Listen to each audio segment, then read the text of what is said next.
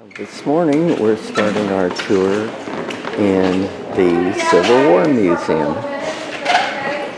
Into existence in 1891. It was started by a group of Confederate veterans, including General Beauregard, Jubal Early, Fred Ottman. A lot of people were responsible. Mrs. Bragg, Mrs. Jefferson Davis gave the largest collection of artifacts ever given to the museum, which gave us over 68 boxes of crates of items that belong to Jefferson Davis.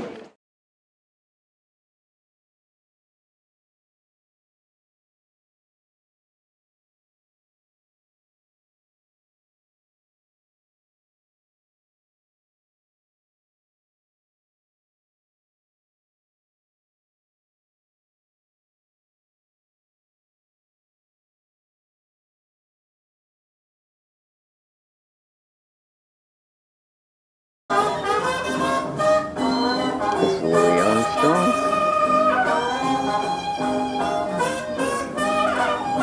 Approaching this bridge, goes out to Lake Pontchartrain in that direction, and we see lots of these covered trailer barge things. We'll see them all the way up the Mississippi, moving goods easily on the river and less expensive. Well, here is a great big grain elevator, I guess. Now they were performing for a set audience there. This is dance music, right? Here's more refinery stuff. That's a huge complex.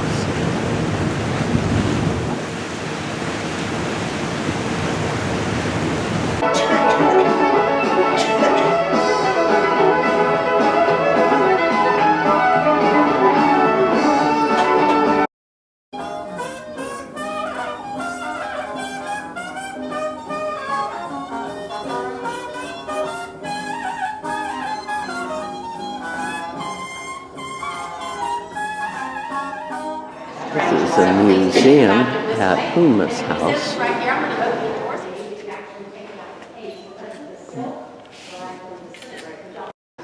Battle of New Orleans. Probably 1815. This decisive American victory over the British unfortunately occurred after the peace treaty had been signed in Paris. Fancy Mardi Gras costumes.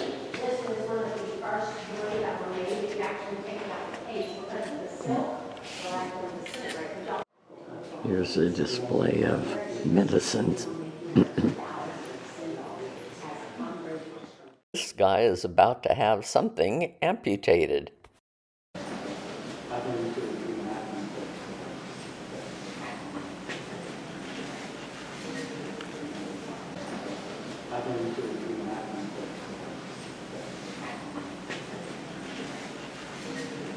These are wicker cases, coffins.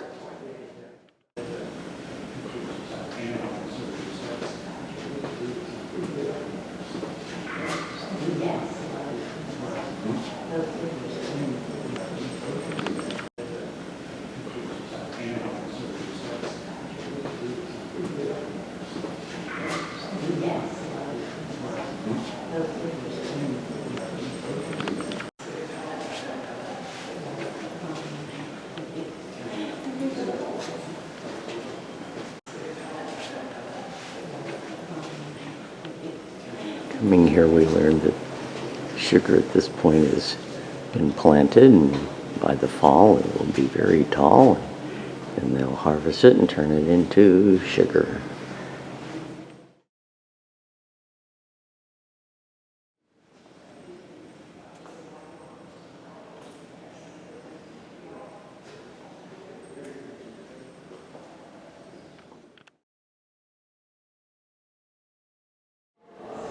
Here's a hog's head, and this is a great big scale. Here's the San Francisco plantation.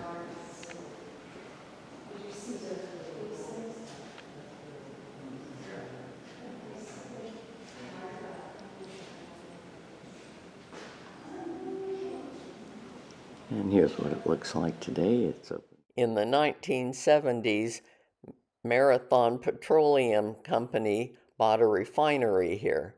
They kept the plantation open until 2022. It's a very popular plantation for visitors.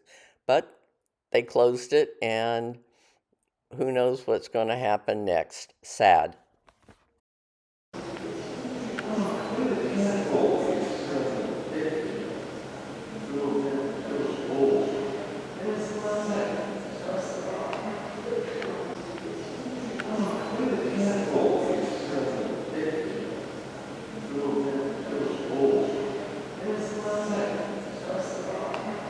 This is a huge, extensive museum.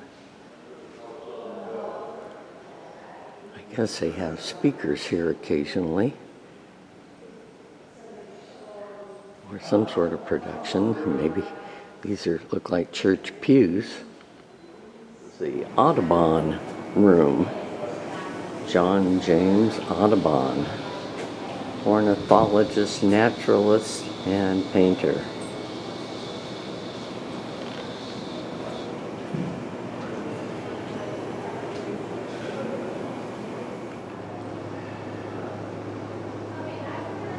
That's American alligator.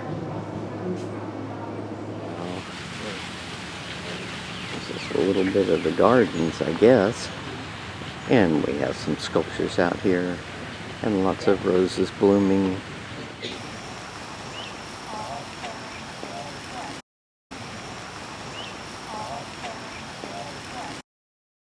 Piano garden, just beautiful. Extensive grounds, and here we got an alligator. Fabulous, huge, big, old oak tree. Spanish moss everywhere.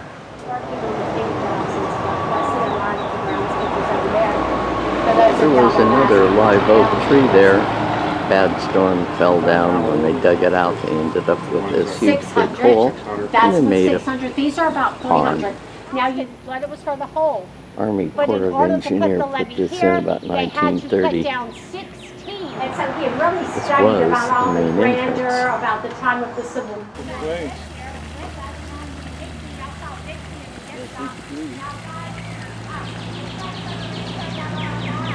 They got turkeys in here. One was just gobbling.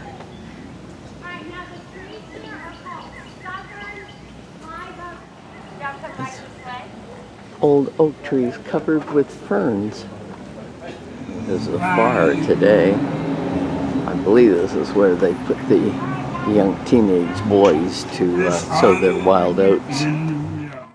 These buildings were typically located away from the main plantation house and provided living space for boys once they reached their teenage years.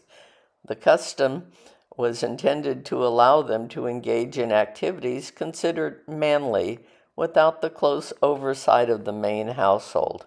He had plans on New Orleans, but he went to St. Helena. But some of his stuff was sent here, and this is one of 3 of his cubs that came to Louisiana. Wanting to try to make the most money out of the land, right? So at that point, Mr. Donaldson built a little cottage.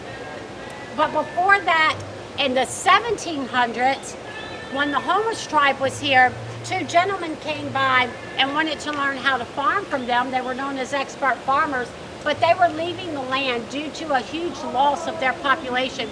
They had lost more than 90% of their population here because of sicknesses and diseases that came through. Donaldson builds that little center hall cottage, but then they realized they could grow sugar cane here. At one point it was comparable to the price of gold.